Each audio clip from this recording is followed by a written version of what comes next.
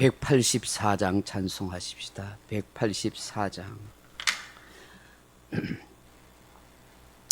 찬송가 184장입니다. 불기 같은 주성령 강구하는 우리에게 지금 강림하셔서 영광 보여주소서. 성령이여 임하사 우리 영의 소원을 만족하게 하소서. 기다리는 우리에게 불로 충만하게 하소서. 주의 제단 불의에 우리 몸과 영혼과 우리 가진 모든 것 지금 바치옵니다. 성령이여 임하사 우리 영의 소원을 만족하게 하소서. 기다리는 우리에게 불로 충만하게 하소서. 모든 것 다 바치고 비고 빈 내 마음에 성령 충만하도록 주여 채워주소서. 성령이여 임하사 우리 영의 소원을 만족하게 하소서. 기다리는 우리에게 불로 충만하게 하소서. 구속하신 주께서 약속하신 성령을 믿고 간구하오니 지금 내려주소서. 성령이여 임하사 우리 영의 소원을 만족하게 하소서. 기다리는 우리에게 불로 충만하게 하소서. 아멘. 하나님 말씀 마가복음 16장 17절 말씀 같이 읽겠습니다. 마가복음 16장 17절입니다. 믿는 자들에게는 이런 표적이 따르리니 곧 그들이 내 이름으로 귀신을 쫓아내며 새 방언을 말하며. 아멘. 사랑하는 성도 여러분, 예수님께서 믿는 자들에게 따르는 표적으로 예수님의 이름으로 귀신을 내어 쫓을 것이라 그렇게 말씀합니다. 그리고 새 방언을 말한다 그렇게 말씀합니다. 방언이라는 말은 흔히 다른 나라의 말을 두고 하는 말입니다. 성경에는 성령의 역사를 통하여서 사람에게 임하는 방언을 두 종류가 있다고 그렇게 말씀하고 있습니다. 그 첫째로는 사도행전의 외국어로 말하는 방언입니다. 사도행전 2장에 보시면 성도들이 합심하여 기도하는 가운데 오순절날 성령 강림의 역사를 체험하게 됩니다. 성령이 바람같이 불의 혀같이 갈라지는 역사가 각 사람에게 임한 것입니다. 성령 충만을 받은 성도들에게 매우 신기한 역사가 일어납니다. 각 나라의 말로 방언을 하는 하나님의 일, 복음을 마구 말하는 그런 역사가 일어났던 것입니다. 이 당시 오순절날 각 나라에 흩어져 있던 유대인들이 명절을 지내기 위해서 예루살렘에 와 있었습니다. 유대에서만 살고 있었고 그들의 의뢰인 히브리어로만 할 줄 알았던 사람들이 갑자기 각 나라의 말로 마구 하나님의 일, 복음을 말한 것입니다. 그래서 여러 나라에서 왔던 사람들이 자기가 살고 있는 그 나라의 말로 그 기도하던 사람들이 막 그렇게 이야기를 하는 거예요. 하나님의 일을 이야기하고 복음을 마구 전한 것입니다. 전혀 이 사람들은 외국어를 배우거나 들어본 적이 없는 사람입니다.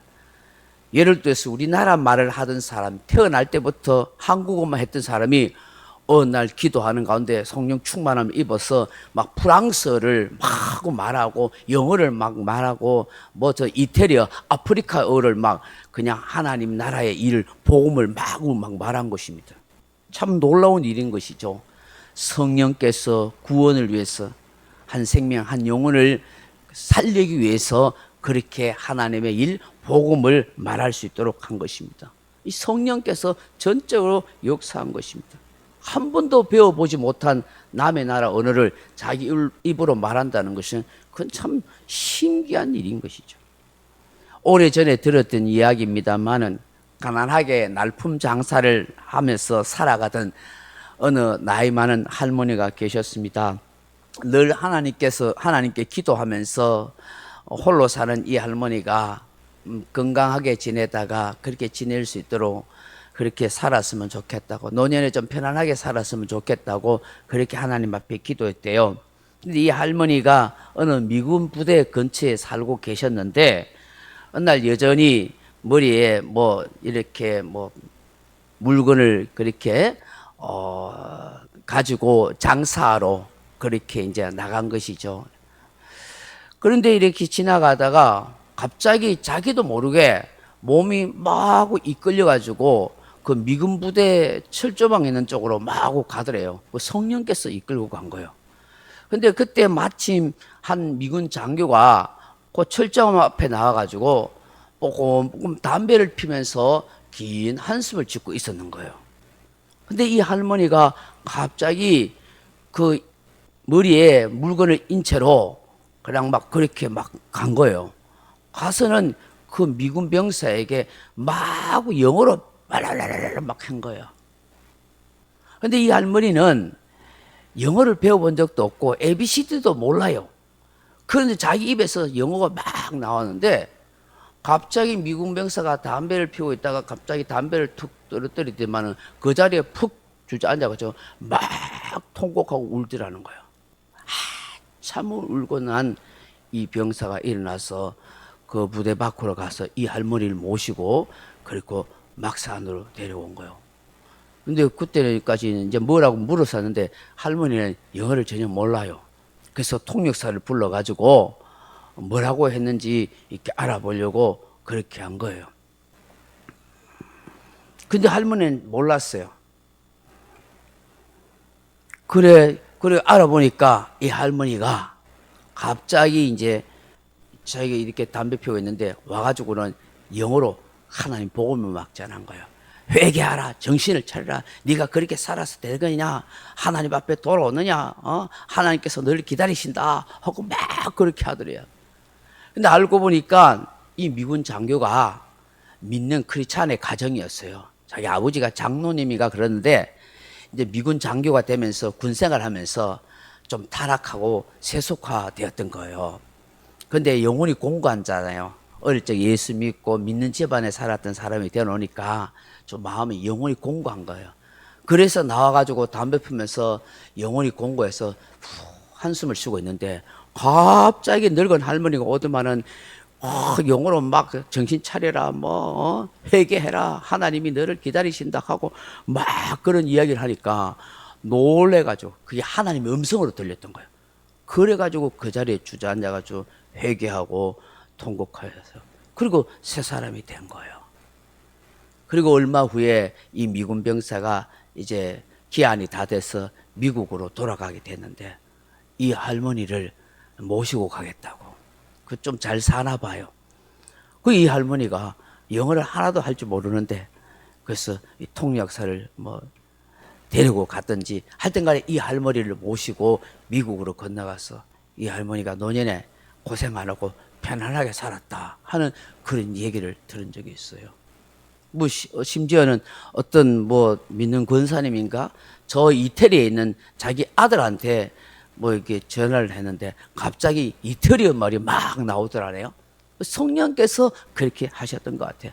그 이태리 말로 나와가지고 네 거기 가서 하나님을 잘 섬겨라, 믿음으로 살아야 된다, 막 그래 하니까 이 이태리가 있던 이 아들이 엄마는 이태리어 할 줄도 모르는데 갑자기 이태리어 말을 막 하니까 깜짝 놀란 거예요. 성령께서 그렇게 하신 거예요. 그제서야 이 아들이 아 진짜 하나님 살아계시구나 하고 회개하고 믿음 생활 잘했다 하는 얘기인 것이죠. 이처럼 하나님께서는 성령을 통해서 외국말로 그렇게 방언할 수 있는 그런 은사를 주시더라. 이 사도행전뿐만 아니라 이런 역사가 많이 경험되어진다고 간증하고 있기도 합니다. 또 한 가지 방언이 있습니다. 뭡니까? 고린도전서의 방언입니다. 위에 사도행전의 외국 방언과는 좀 다른 것입니다. 물론 둘 다 초자연적인 현상인 것은 분명합니다.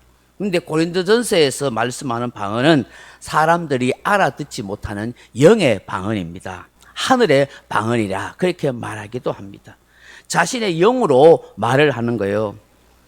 그 오랫동안 하나님과 깊은 기도를 할 수 있도록 하나님이 주시는 성령의 은사 가운데 하나인 것이죠.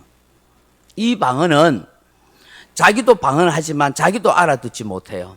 그래서 특별히 방언을 통역하는 은사를 받은 사람만이 그 방언을 통역함으로 알아들을 수가 있습니다. 성령의 은사 가운데 하나이기 때문입니다. 고린도 교회는 이런 은사를 참 많이 경험했던 것 같아요. 아마 고린도 교회 성도들은 굉장히 뜨겁고 열심히 있고 기도를 많이 했던 그런 성도들이 있었던 것 같아요. 그래서 이 방언의 은사뿐만 아니라 통역, 예언, 뭐 지식, 믿음의 은사, 많은 은사들이 나타났었어요. 근데 그 은사 때문에 교회 안이 시끄러웠어요. 왜냐하면 은사를 경험하다 보니까 자기가 잘났다고 막 굉장히 다 하나님의 은혜를 주셔서 은사를 주셨는데 서로 잘난 척하고 서로 판단하고 분쟁하는 그런 일이 일어났었어요. 그래서 사도 바울은 이 고린도전서에서 말씀하면서 너희들이 그 은사에 대해서 너무 자랑하거나 그것 때문에 서로 비판하고 분쟁하지 말라고 그렇게 말씀하고 권면하고 있죠. 특별히 고린도 교회에 이 방언으로 인해서 굉장히 좀 문제가 있었던 것 같아요. 그래서 굉장히 신중하게 하라고 말씀해서 좀 절제를 하거나 질서 있게 하라. 믿지 않는 사람들에게 조롱이 될 수도 있고 다른 성도들에게 위화감이 조성될 수 있다 하는 것입니다. 왜냐하면 다른 성도들 중에서는 방언의 은사를 못 받은 사람도 있잖아요. 하나님이 필요에 따라서 각 사람에게 은사를 주는데 다양한 은사가 있어요. 그런데 그 은사를 못 받은 사람은 좀 마음 상하고 서로 시기심과 다툼이 일어나기도 하잖아요. 이 사람 속에 있는 재성이 있기 때문에 자기 자랑으로 나타나면 교회에 문제가 되는 거예요. 어떤 일이 일어났냐면 고린도 교회는 예배 시간에 막 모임이나 기도하는 시간에 막 방언으로 막 크게 엄청 크게 막 외친 거예요. 그러다 보니까 막 서로 이제 경쟁하듯이 그런 거예요. 이쪽에서 막 방언으로 막 큰 소리 치면은 그럼 니만 잘하나 나도 잘한다 하고 나도 방언한다 하고 막 소리치고 막 시끄럽게 막 그런 거예요. 그러니까 방언의 은사를 하지 못하는 사람은 굉장히 좀 힘들어지고 교회가 문제가 된 거예요. 그래서 사도 바울이 야 교회에서 방언을 하려거든 통변하는 통역의 은사를 있는 사람이 있을 때 방언해라.